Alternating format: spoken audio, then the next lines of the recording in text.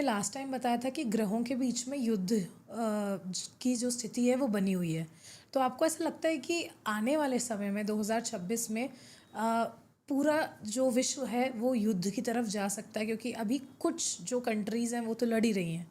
देखिए, गृह युद्ध की जब मैं बात करता हूँ तो एक बहुत स्पष्ट संकेत मेरे सामने है कि जब विचारधाराओं की लड़ाई होती है तो विचारधारा की लड़ाई जो होती है वो बहुत ही भयानक होती है।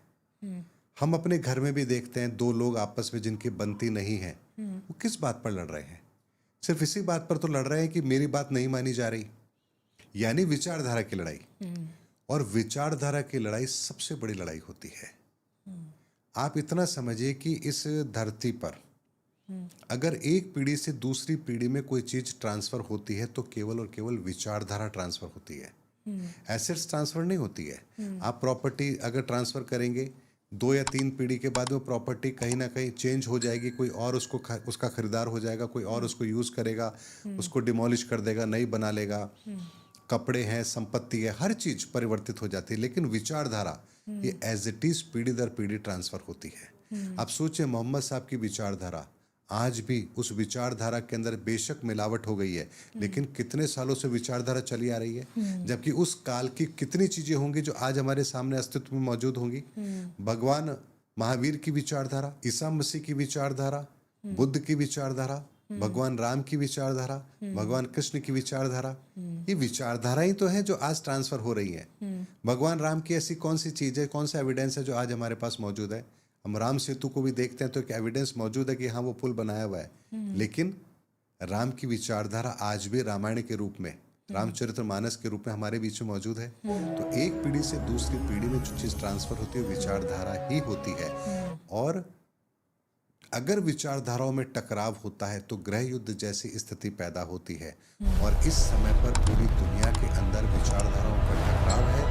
इसीलिए जहां 2 तरह की विचारधारा होंगी वहां गृह युद्ध जैसी परिस्थितियां बनेंगी, ये बात निश्चित है। भारत के अंदर भी 2 विचारधारा है, हिंदू और मुस्लिम की विचारधारा, ईसा मूसा की विचारधारा है। ये ऐसी विचारधाराएं हैं जिन्हें आपस में टकराना ही टकराना है और ये काम होगा ही होगा। इसीलिए गृह युद्ध जैसी परिस्थिति तो बनेगी, क्योंकि कुछ लोग ऐसे होते हैं जो ना कभी सुधरे थे, ना सुधरे हैं, ना सुधरेंगे। तो उन लोगों के लिए ये कार्य तो होगा, विचारधाराओं का टकराव तो होगा। और इसीलिए मैंने कहा कि भारत में भी हिंदू मुस्लिम के झगड़े होंगे और कांग्रेस बीजेपी की विचारधारा का भी समापन होगा। ये वो चीज़ें हैं जिन्हें आप भविष्य में सच होता हुआ देखेंगे। मैंने यहाँ तक कहा है कि आने वाले समय के अंदर लोकतांत्रिक व्यवस्था ये भी समाप्त हो जाएगी, यानी डेमोक्रेसी खत्म हो जाएगी, एक नई शासकीय व्यवस्था इस धरा पर जन्म लेगी। अब जो विनाश होगा वो हमारी विचारधाराओं के आधार पर होगा, यानी हम स्वयं आपस में ही एक दूसरे को नुकसान पहुंचाने का काम करेंगे। प्रकृति हमें नुकसान पहुंचाने का कार्य अब नहीं करेगी। ये बात बहुत दावे के साथ मैं आपको कह रहा हूं आपके इस चैनल पर।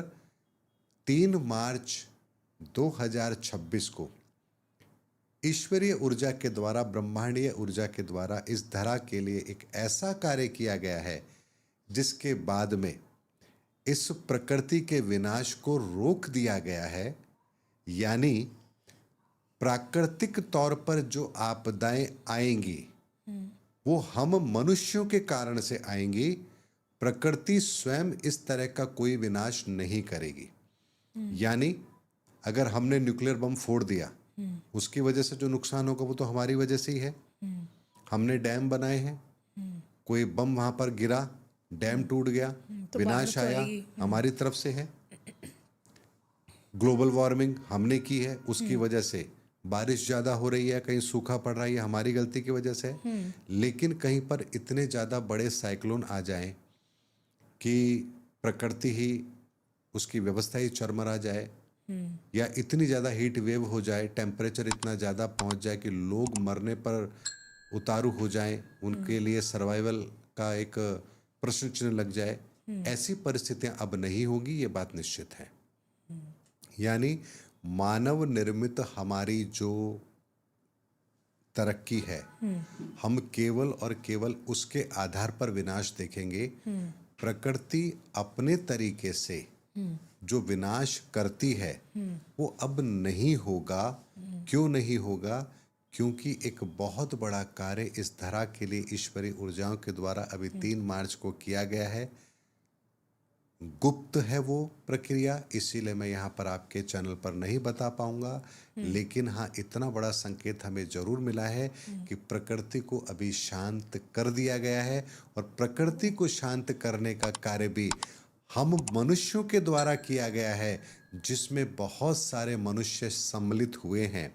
मैंने एक उपाय बताया था खाटू श्याम जी वाला, बताइए। जिसमें मैंने कहा था कि खाटू श्याम जी की जो ऊर्जा है वो राहु की ऊर्जा है, और राहु इस समय पर अतृप्त हैं। राहु को जितना भी आप कुछ भोजन देंगे उनकी भूख कभी शांत नहीं होगी।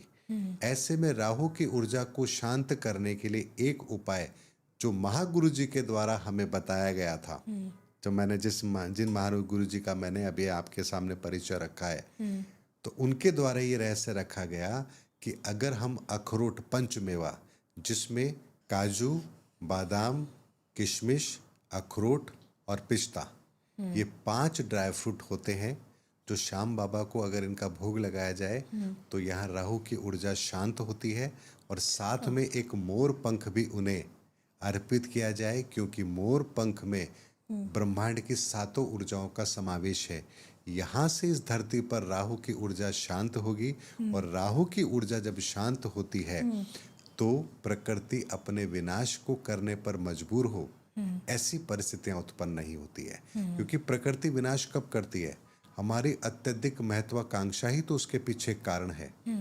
तो ऐसे में ये उपाय अभी किया गया। मैंने अपनी वीडियो के माध्यम से हमारे दर्शकों को कहा, हजारों लाखों की तादाद में लोगों ने इस उपाय को किया है, और आज तक मैंने जब भी कोई ऐसा दिव्य उपाय बताया है उसके बाद में प्रकृति ने वो परिचय दिया है जहां वो कार्य पूर्ण हुए हैं। शनि की पूजा का एक उपाय मैंने बताया, उसके बाद 12 की 12 राशियां श्राप से मुक्त हुई, और उसके बाद मैंने परिणाम देखा कि न्याय की देवी न्यायालय के अंदर उनकी आंखों से काली पट्टी हटा दी गई।